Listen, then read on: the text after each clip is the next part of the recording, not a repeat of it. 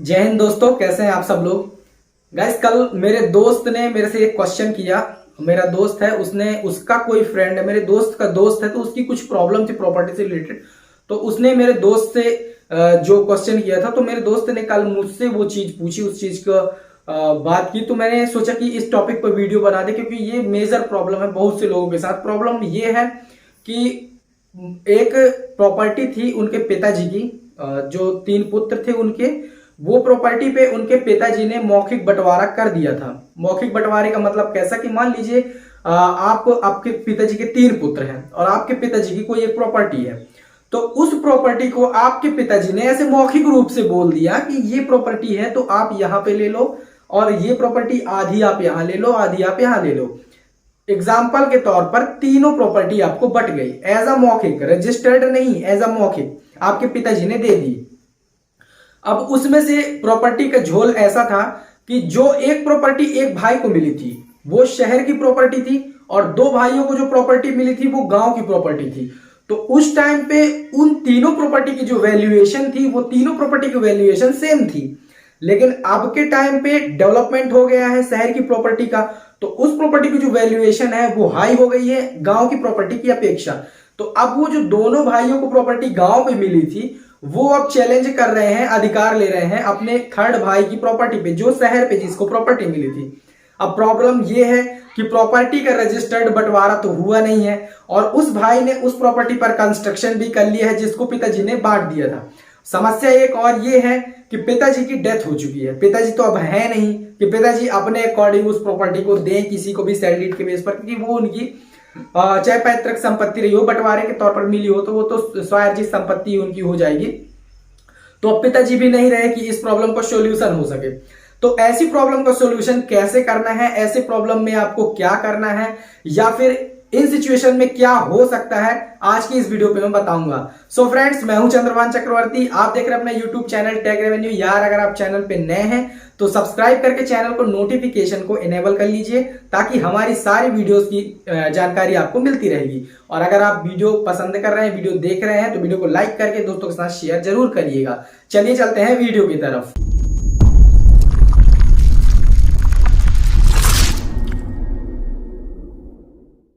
So guys, ऐसी problem में अब एक प्रॉब्लम यह है कि जो प्रॉपर्टी उनको बटी हुई थी, जो प्रॉपर्टी शहर में मिली थी एक भाई को, और जो 2 भाइयों को प्रॉपर्टी गांव में मिली थी, तो प्रॉपर्टी पे अभी भी जैसे बंटवारा हुआ था, तो अभी तक पिताजी के नाम पर प्रॉपर्टी रजिस्टर्ड है, अभी तक तीनों भाइयों के नाम पर रजिस्टर्ड नहीं है प्रॉपर्टी।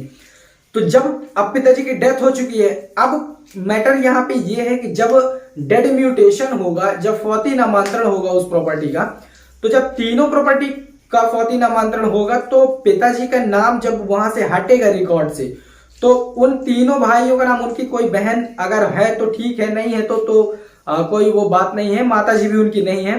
तो ऐसी सिचुएशन में अगर वो पिताजी का डेथ म्यूटेशन हुआ, और स्वाभाविक सी बात है कि होना ही है, तो प्रॉपर्टी तीनों भाइयों के नाम पर चली जाएगी, और अगर बहनें होंगे तो बहनों के नाम पर, माता के नाम पर चली जाएगी।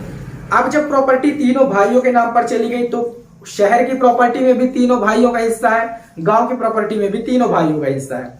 जबकि प्रॉपर्टी मौखिक रूप से बढ़ चुकी थी और शहर की प्रॉपर्टी एक भाई को मिल चुकी थी, उसने उस पर कंस्ट्रक्शन का काम कर लिया। 2 भाई गांव पर है, अब वो उस पे वैल्यूएशन को देख के अब मुकर रहे हैं।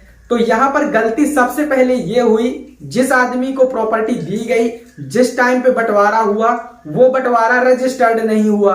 सबसे पहली गलती आपने ये की कि बंटवारा आपका रजिस्टर्ड नहीं हुआ।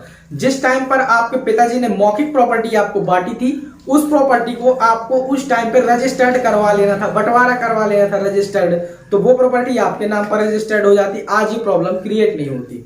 दूसरी समस्या आपने यहां पर सबसे बड़ी ये क्रिएट की कि जब आपने उस प्रॉपर्टी पर कंस्ट्रक्शन का काम किया जो आपके पिताजी के नाम पर है, जिसपे आपके अब पिताजी डेड हो चुके हैं, तो आपने अपने भाइयों से सहमति नहीं बनवाई है। आपने अपने भाइयों से सहमति पत्र के तौर पर यह नहीं लिया है कि मैं यहां पर कंस्ट्रक्शन का काम कर रहा हूं, इस प्रॉपर्टी में मैं अपनी लागत से मकान बनवा रहा हूं, या फिर जो भी आप कर रहे हैं, तो आपके भाइयों की इससे कोई प्रॉब्लम नहीं है, आपके भाइयों का इसमें पूरा अधिकार है, मतलब सहमति है पूरी।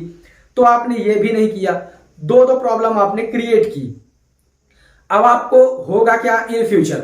मान लीजिए उनकी ये समस्या थी, उन्होंने कहा कि अब मैं क्या करूं, तो ऐसे में आपके पास दो ही रास्ते हैं। सबसे पहला रास्ता आपके पास ये है कि आप अपने फैमिलियर तौर पे यानी कि पारिवारिक रूप पे आपसे डिस्कशन करके और ये मामला सुलझा लें कि जो प्रॉपर्टी आपको शहर में मिली थी उसके एवरेज में अगर आपके भाइयों को कुछ पैसा चाहिए या फिर उसकी वैल्यूएशन का जितना भी भाग बने वो अगर उन्हें चाहिए तो वो ले ले, या फिर आपको जितना आपका कंस्ट्रक्शन का पैसा लगा है भाई वो आपका पैसा दे दे।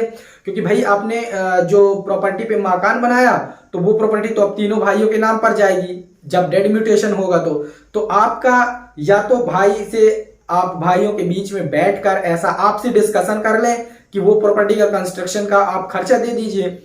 अगर ऐसा होता है तो ठीक है, लेकिन अगर पारिवारिक तौर पे ऐसा नहीं होता है, पारिवारिक तौर पे अगर आप मैटर को नहीं सुलझा पा रहे हैं, अगर आप अपने द्वारा फर्द बंटवारा प्रस्तुत नहीं कर रहे हैं कोर्ट में, तो जब आपकी प्रॉपर्टी का डिवाइडेशन होगा यानी कि आपके भाइयों के बीच में जब प्रॉपर्टी का बंटवारा होगा तो शहर की प्रॉपर्टी भी 1/3 हो जाएगी, गांव की प्रॉपर्टी भी 1/3 हो जाएगी, फिर आपका तीनों भाइयों का हर एक प्रॉपर्टी पर हिस्सा हो जाएगा।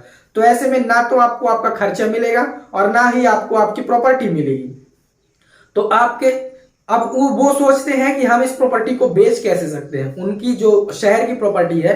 एक और प्रॉब्लम ये है कि उन्होंने मेरे से ये भी क्वेश्चन किया था कि जब वो प्रॉपर्टी अभी उनके नाम पर है, नाम पर नहीं है लेकिन पिताजी के नाम पर है, जैसे कि उस पर वो कैप्चर किए हुए हैं और उस पर कंस्ट्रक्शन का काम करके मकान बनवा लिए हैं, उस पर काफी दिनों से रह रहे हैं, तो अब उस प्रॉपर्टी को भाई हमें बेचना है।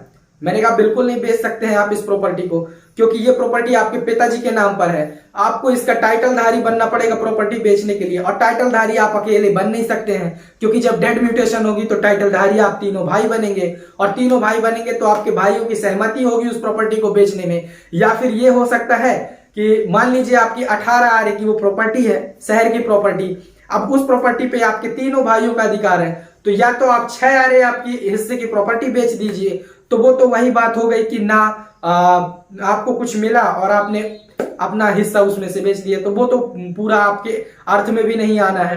तो इसका सबसे अच्छा सॉल्यूशन ये है, ना तो आप प्रॉपर्टी बेच सकते हैं और ना ही प्रॉपर्टी आपके नाम पर वो होनी है, क्योंकि आपके भाई मान नहीं रहे, एग्री नहीं कर रहे हैं, और आपने कोई सहमति पत्र नहीं बनवाया कि जिसका चैलेंज करके आप कोर्ट में केस फाइल कर दें और आपको उसका हर्जा खर्चा मिल जाए। तो इसमें सबसे अच्छा, आपको सबसे अच्छी बात यह है कि आप अपने फैमिली तौर पर बैठ के, अपने घरेलू तौर पे बैठ के डिस्कशन कीजिए, अपने घरेलू तौर पे फर्द बंटवारा प्रस्तुत कीजिए तहसील में, तब जाके आपको उसका डिवाइडेशन प्रॉपर्टी का आपके तरीके से हो सकता है और आपका केस सुलझ सकता है। लेकिन अगर आप तहसील में या फिर कोर्ट में केस फाइल करते हैं तो सारी प्रॉपर्टी के 1/3 हो जाएंगे। सो गाइस, ये थी आज की वीडियो अगर आपको पसंद आया हो यार तो वीडियो को लाइक कर दें, और अगर चैनल पे नए हैं तो सब्सक्राइब करके नोटिफिकेशन को जरूर इनेबल कर लीजिए, ताकि जितनी भी हम वीडियो अपलोड करेंगे आपको लेटेस्ट इन्फॉर्मेशन मिलती रहेगी। थैंक्स दोस्तों, मिलते हैं नेक्स्ट वीडियो में। वीडियो पसंद आया तो लाइक कर दें, शेयर कर दें। थैंक्स दोस्तों, जय हिंद, टाटा, बाय बाय।